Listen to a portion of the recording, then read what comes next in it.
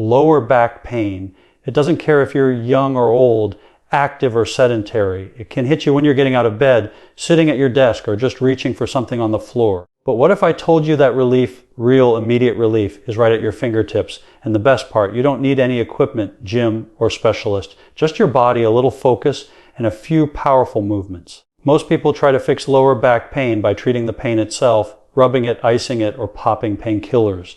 But the real cause, it's often coming from somewhere else, like your tight hips, weak glutes, or poor breathing patterns. And when you fix the source, not just the symptom, everything changes. Most people approach lower back pain by focusing only on where it hurts. They rub the sore area, apply heat or ice, or stretch the muscles that feel tight.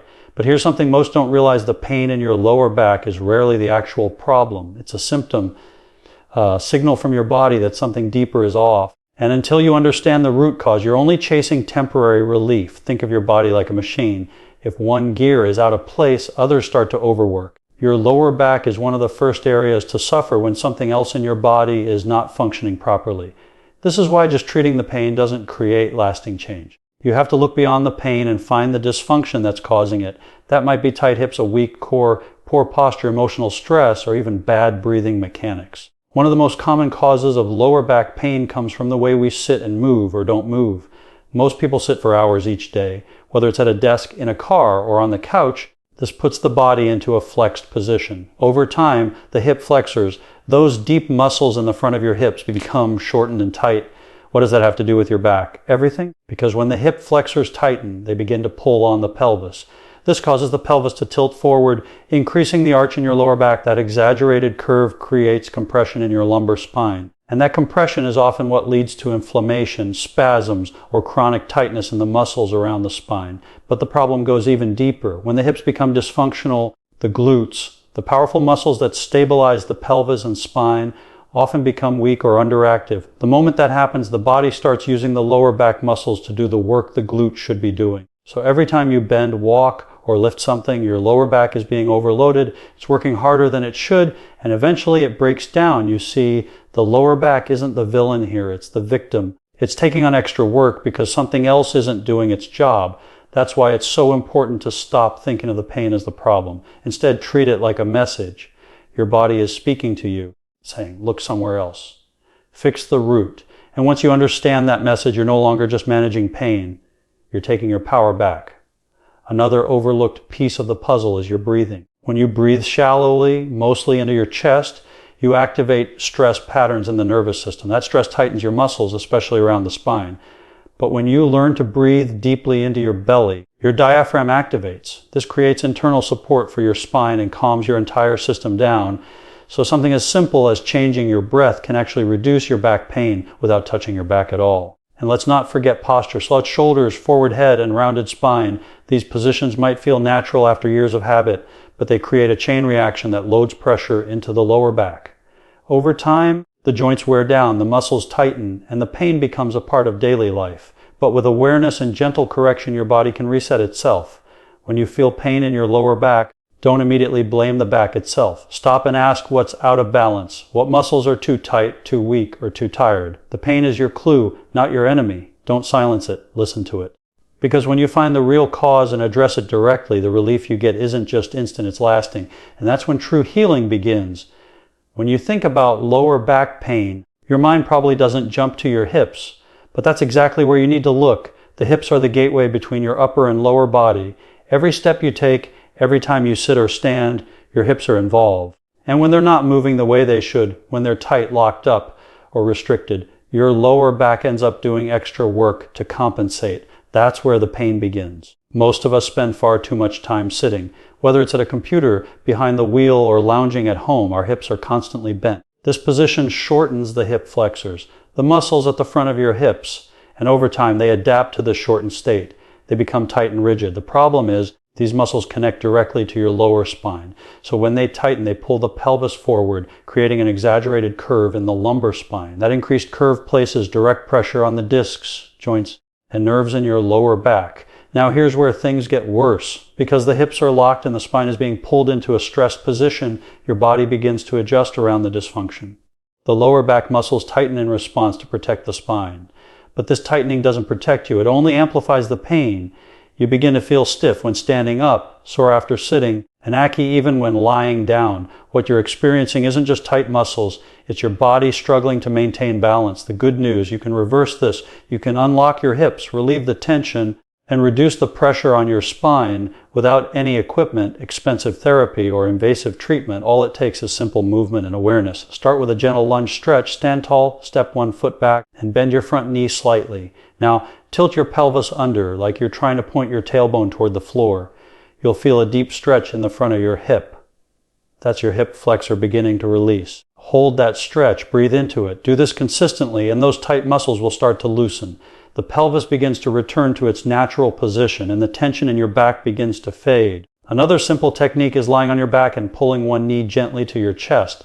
This stretches not just the hip flexors, but also the glutes and lower spine.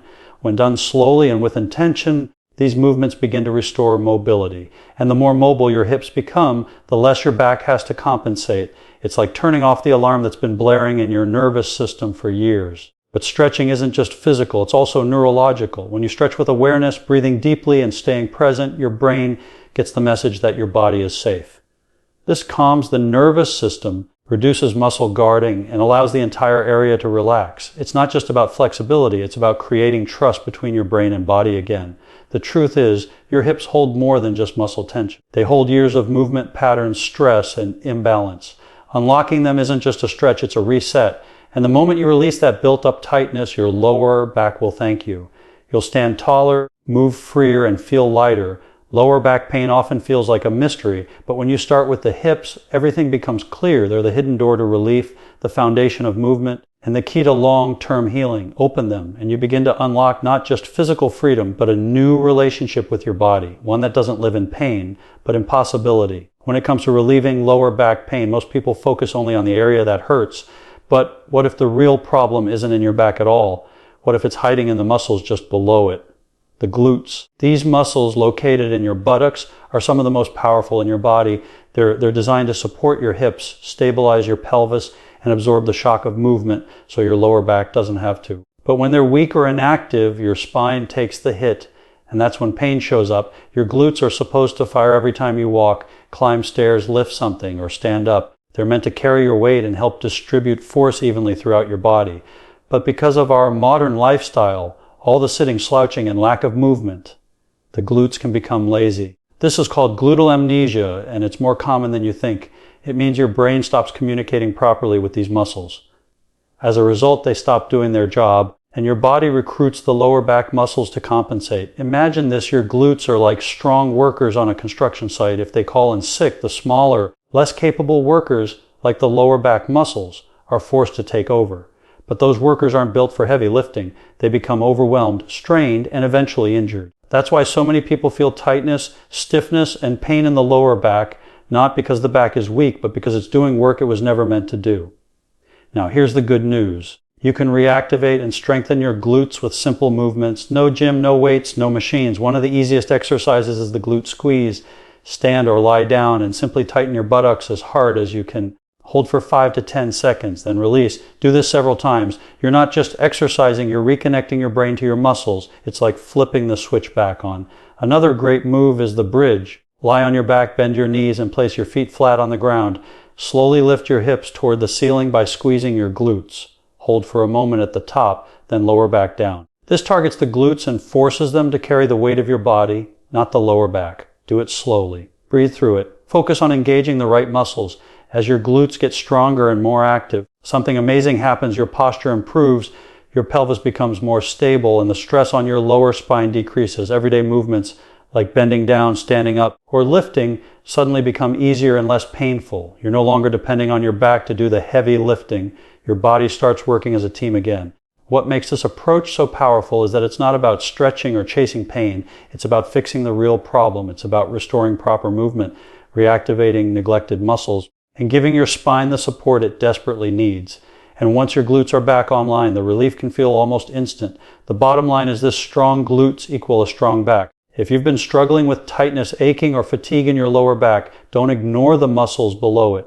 Strengthen them. Activate them. teach them to work again. Your lower back doesn't need more strain, it needs backup. And that support has been within you all along. You just have to wake it up. Lower back pain often feels like a constant burden, making it difficult to move, bend, or even rest comfortably. And while many people believe that they need complex exercises or heavy equipment to fix the problem, the truth is much simpler. Gentle spinal movement can be one of the most powerful and immediate tools for relief. Your spine is designed to move, and when it doesn't, tension builds, mobility decreases, and pain increases. The solution begins with waking up the back, not through force or intensity, but through careful, controlled motion. When your lower back hurts, your instinct might be to avoid movement entirely. You might stiffen up, limit your range of motion, or stay in bed for hours, hoping the pain will go away on its own. But this actually does more harm than good. Immobility tells your body to freeze, and that message reinforces tension in your muscles and joints.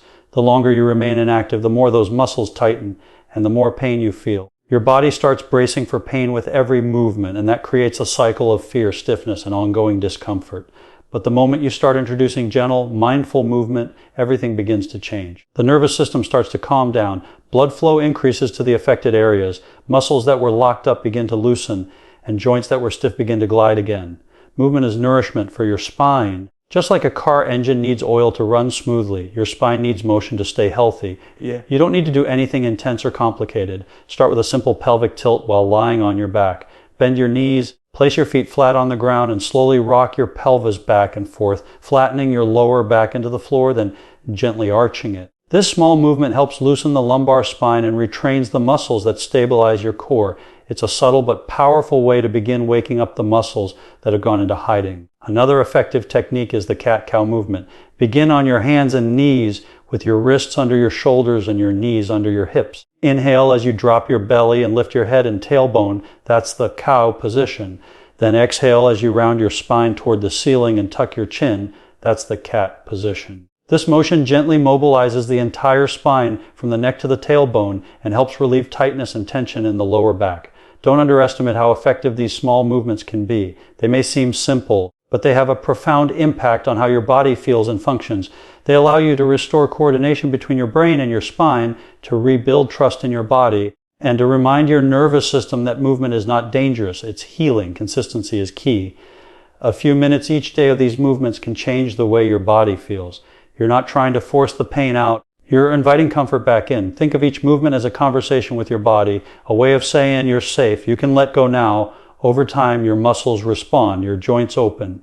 Your pain begins to fade, not because you pushed harder, but because you moved smarter. Your spine doesn't want to be still. It was created for movement, gentle, rhythmic, intentional movement. And when you honor that design, your body rewards you with freedom, flexibility, and peace. Pain begins to lose its grip, and you start to reclaim control one simple motion at a time. When people think of pain relief, they rarely think of breathing. It seems too simple, too basic, almost unrelated. But the truth is, the way you breathe can directly impact the tension in your body, especially in your lower back. Breathing isn't just about oxygen. It's a powerful tool that connects your mind to your body and your nervous system to your muscles.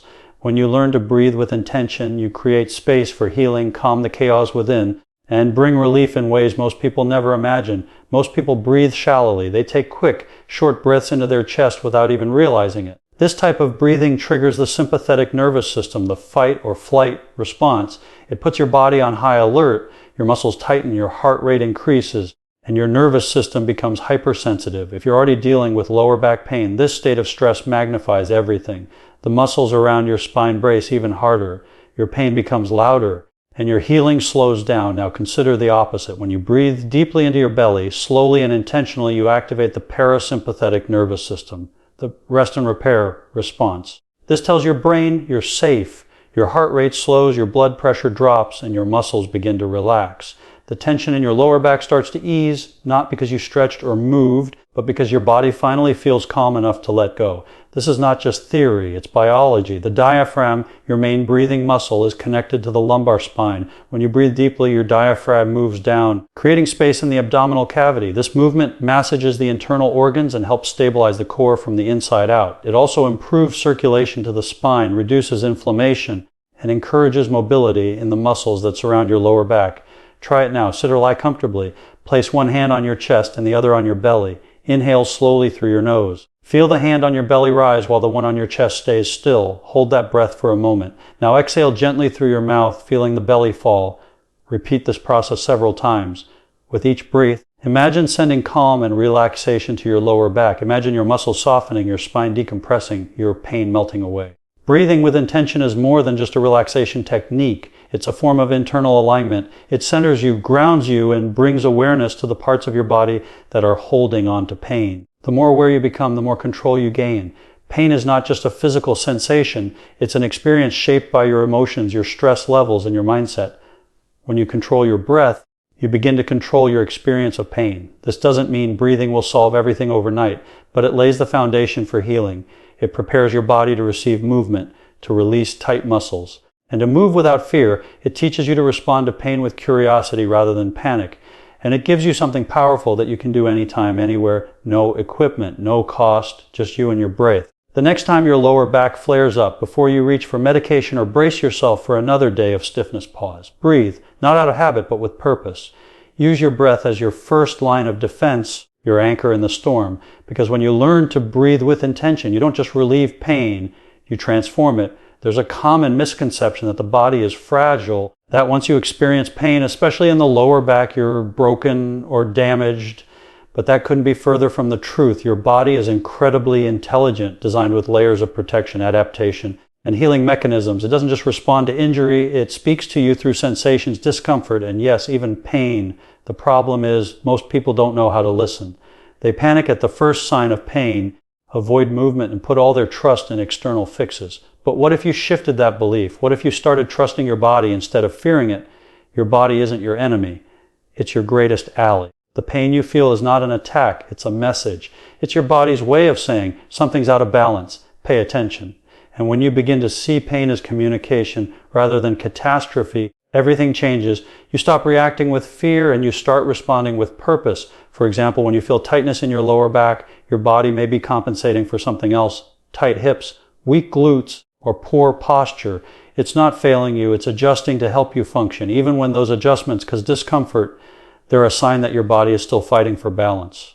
That's powerful. That means your system is still working, even if it's working imperfectly. What your body needs is support, not panic. And the support doesn't have to come from fancy equipment, expensive therapy, or endless medication. Most of the time, your body just needs you, your awareness, your movement, your breath, your patience. When you start moving with intention, breathing deeply, and strengthening key muscles, your body begins to respond. It adapts. It heals. It remembers what it was designed to do. You don't need to understand every detail of anatomy to respect your body's wisdom. You just need to observe. When you stretch your hips and the pressure in your spine decreases, that's your body talking. When you activate your glutes and feel your posture improve, that's your body responding. When you breathe deeply and feel your muscles release, that's your body healing. You don't have to force it. You just have to cooperate with it. Pain doesn't mean stop. It means adjust. It doesn't mean you're broken. It means you're being called to pay attention. There's a difference between harmful pain and helpful pain. Harmful pain is sharp, alarming, and sudden. That's when you need rest or professional help. But helpful pain is dull, achy, or tense, the kind that invites you to move, stretch, or strengthen. Learning to distinguish between the two is part of reclaiming your trust in your body. And here's something even deeper: your body remembers everything, not just physically, but emotionally. Stress, fear, anxiety, they all live in the body. Often the lower back becomes a storage place for this emotional weight. That's why sometimes when you move or stretch, you not only feel physical relief, but emotional release. Your body is letting go of what no longer serves you. That's not weakness. That's wisdom. Instead of asking, "What's wrong with me?" start asking, "What is my body trying to teach me?" Instead of giving up or handing your health over to someone else, take ownership. You don't need to be an expert to participate in your healing. You just need to show up, listen, and trust the process, because the truth is your body knows the way. It's been designed to heal, to adapt, and to protect you. And when you learn to work with it instead of against it, you'll discover something incredible. Your pain is not the end of the story. It's the beginning of your return to strength.